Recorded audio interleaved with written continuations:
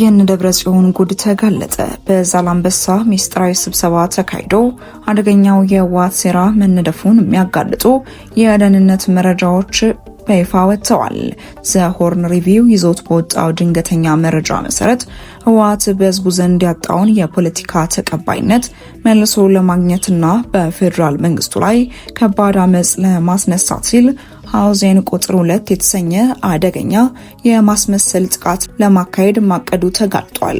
በሌላ በኩል ደግሞ ይህን የወታደራዊና የፖለቲካ እንቅስቃሴ በቅርበት የሚከታተለው የአማራ ፋኖ ብሔራዊ ንቅናቄ በላይ ዘለቀ ዕዝ በበኩሉ ባወጣው መግለጫ ከህወሓት ጋር የሚደረግ ምንም አይነት ድርድርና አጋርነት እንደሌለ ገልጾ በወልቃይትና ሁመራ አቅጣጫ የሚደረግን ማንኛውንም አዲስ የጦርነት እንቅስቃሴ በጽናት እንደሚመክት አስጠንቅቋል። ለመሆኑ ህወሓት በዛላምበሳ ያደራጀው አደገኛ ሴራ ምንድነው? ሃውዜን 2 በሚል መጠሪያ የታቀደው ጥቃት በሰላማዊው ህዝብ ላይ ምን አይነት አደጋን ይደቅናል? የፋኖ ኃይሎችስ በወልቃይትና ጎንደር አቅጣጫ ምን አይነት ዝግጅትን አድርገዋል? በዛሬው መረጃችን እኚህን መረጃዎች በስፋት የምናስደምጣችሁ ይሆናል። እስከ መረጃችን ፍጻሜ ድረስ አብራችሁን ቆዩ። ህወሓት ትግራይ ላይ ጥቃት ለመፈጸም እያሴረ መሆኑ ተነገረ። ህወሓት ፌዴራል መንግስቱን አስመስሎ ትግራይ ውስጥ ጥቃት ለመፈጸም አቅዷል ሲል ዘሆርን ሪቪው ዘገበ።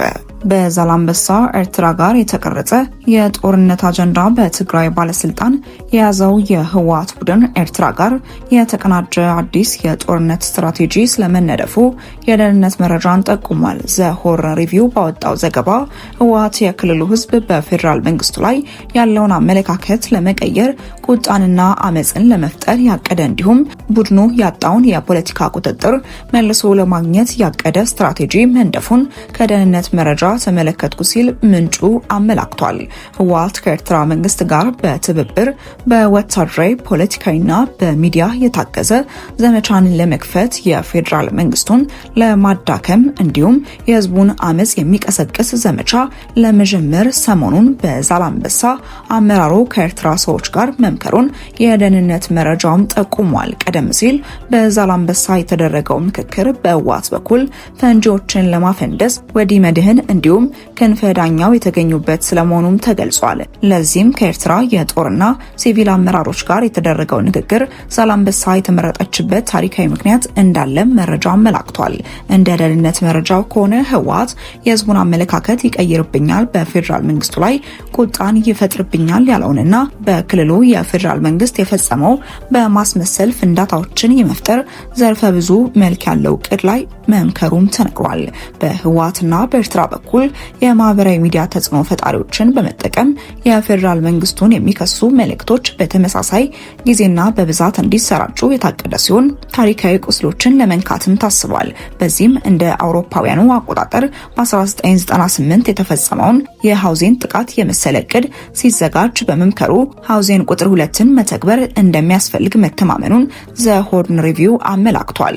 የህዝቡን ቁጣ ለማነሳሳትና ጥቃቱን ከፌዴራል መንግስት የመጣ አድርጎ ለመሳል ህወሓት እየተዘጋጀ እንደሆነና በክልሉ የማህበራዊና ኢኮኖሚያዊ ድቀት የሚያመጡ ኢላማዎችን በዝርዝር ማስቀመጡን የደህንነት መረጃውም አሳይቷል። ከኢላማዎቹ መካከል በኤፈርትና ከኤፈርት ጋር በሚገናኙ ቢዝነሶችና ማምረቻዎች ላይ ፍንዳታዎችን ማድረስ የታሰበ ሲሆን ዓላማውም የኢኮኖሚና የአካባቢ መረጋጋትን ማናጋት ነውም ተብሏል።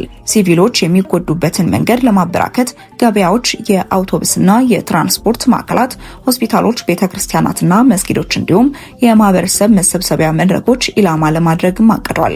ህወሓት በእነዚህ ስፍራዎች ላይ ፈንጂዎችን ለማፈንዳት ከፍተኛ ጉዳት ለማድረስና መልሶ የፌዴራል መንግስቱን በዚህ ለመክሰስ እየተዘጋጀ ስለመሆኑ የደህንነት መረጃውም ገልጿል። በዛላምበሳው ስብሰባ የወታደራዊ ስምሪት ሌላው አጀንዳ የነበረ ሲሆን አሁን ላይ ቡድኑ በራያ፣ በአላ፣ ዞብል፣ ዋጃ፣ ጦሙጋ፣ መኮንንና ኮረም አቅጣጫዎች ላይ ምሽጎችን በመቆፈር ከፍተኛ ወታደራዊ ስምሪት እያደረገ እንደሚገኝ መረጃው ጠቁሟል።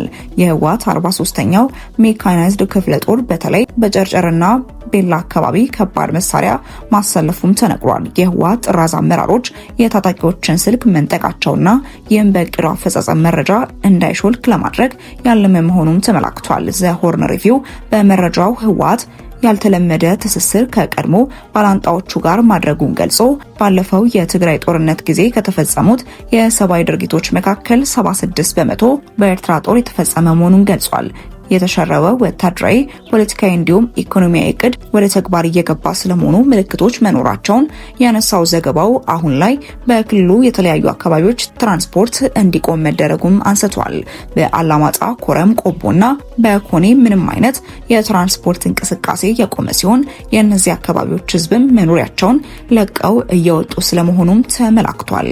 በተያዘው መረጃችን ፋኖ አናስጠጋም ብሏል። የህወሓት አብዝቶ መጠጋት ምቾት የነሳው ፋኖ እንዳትደርሱብኝ ሲል አስጠነቀቀ።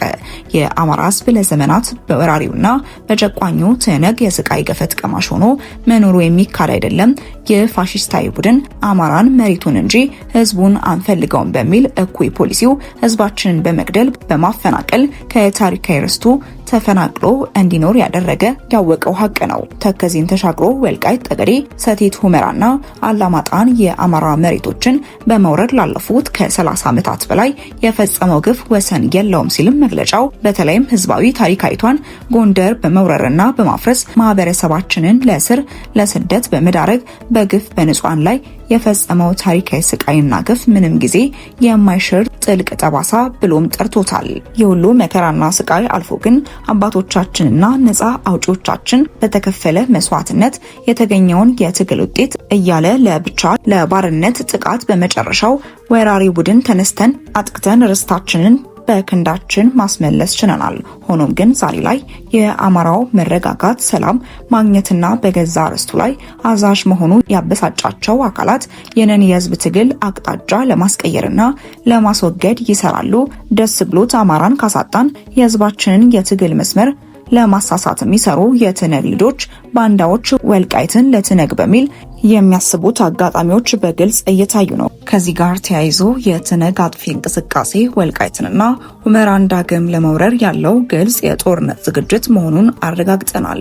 እኛ የአማራ ፋኖ ብሔራዊ ንቅናቄ ጎንደር ጠቅላይ ግዛት በላይ ዘለቀ ዕዝ አመራሮች፣ የፖለቲካ አመራሮችና መሬት ላይ ያሉ ታጋዮች ይህንን የትነግ ተንኮሳና እንቅስቃሴ በፍጹም የማንታገሰውና በጽናት የምንቃወመው መሆኑን በአጽንኦት እንገልጻለን ሲሉም በመግለጫቸው አሁን የአማራ ፋኖ እየታገለ ያለው አማራውን በማንነቱና በርስቱ ላይ በነጻነት እንዲኖር እንጂ በትነግ ተሸክሞ ታሪካዊ ጠላቱን ትነግን ዳግም ለማንገስ አይደለም።